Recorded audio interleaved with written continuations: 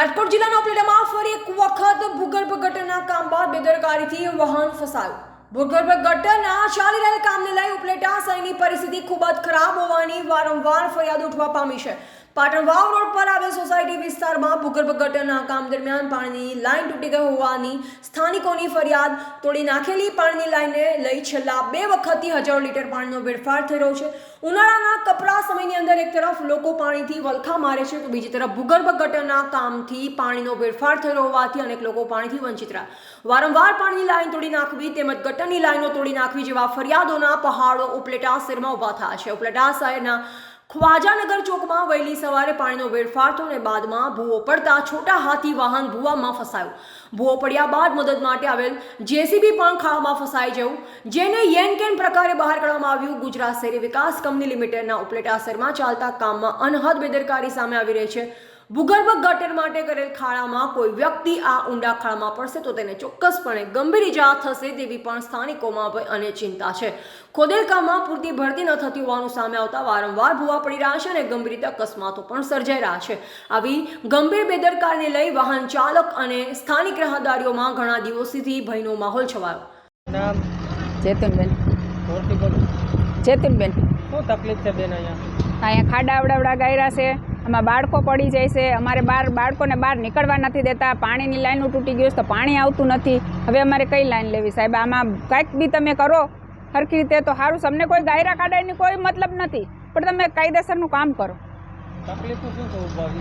તકલીફ આ બચ્ચા રમતા હોય, નાના બાળક રમતા હોય તો એમાં કદાચ હડી કાઢીને પડી જાય તો અમારે કઈ લાઈન લેવી સાહેબ? ખાડા અવડાવડા છે, સાધન નથી હાલતા, ગાડીઓ ખૂંચી જાય છે। તમારી માંગણી બસ કાયદેસરનું હરખું કરી નાખો। તકલીફ કઈ પ્રકારની પડે? પાણીની રસ્તાની પાણીની બધી લાઈનો તૂટી ગયું છે તો પાણી આવતું નથી તો કઈ રીતે કરવું? મારું નામ અલ્તાભાઈ કોરેજા છે। મારી કિસ્મત પ્રોવિઝનની દુકાન છે। અહીંયા રસ્તો આવો બગાડ રાખ્યો છે આ લોકોએ। નથી કોઈ ગ્રાહક આવતું, નથી કોઈ વેપારી માલ દેવા આવતા અહીંયા। ને ખાડા ખબર રોજની તકલીફ છે। પાણીની લાઈન તૂટી ગઈ છે, પાણી ગારો થઈ ગયો છે। કોઈ બચ્ચા ડોહીમાં વાર પડી ગયા છે, ગાડી સ્લીપ થઈ ગઈ। હમણાં ટેમ્પો ગોપાલ સવારે ગોપાલવાળા આવ્યા માલ દેવા તે ગાડીની ખૂંચી ગઈ। અહીંયા ખાડા પાણીની લાઈનો એના પહેલાં લીક થઈ ગઈ, પાછી લીક થઈ ગઈ, ગારો થઈ ગયો। અહીંયા રસ્તો બગાડ નાખ્યા આ લોકોએ ને ઘરે કોઈ આવતું નથી, વેપારી માલ દેવા નથી આવતા અહીંયા દુકાને। ના આપા દે રસ્તો અમારો ખરાબ છે, તમે આવીને માલ લઈ જાવ। અહીંયા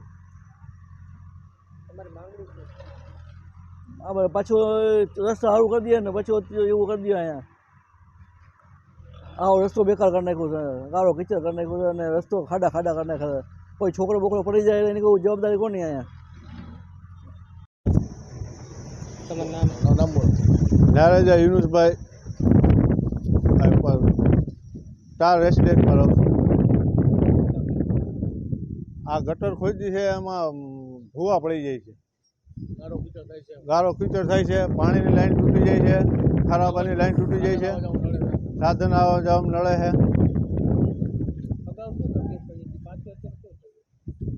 2 ફેરા વાહન અમે બેસી ગયું, ભૂવો પડ્યો ને તો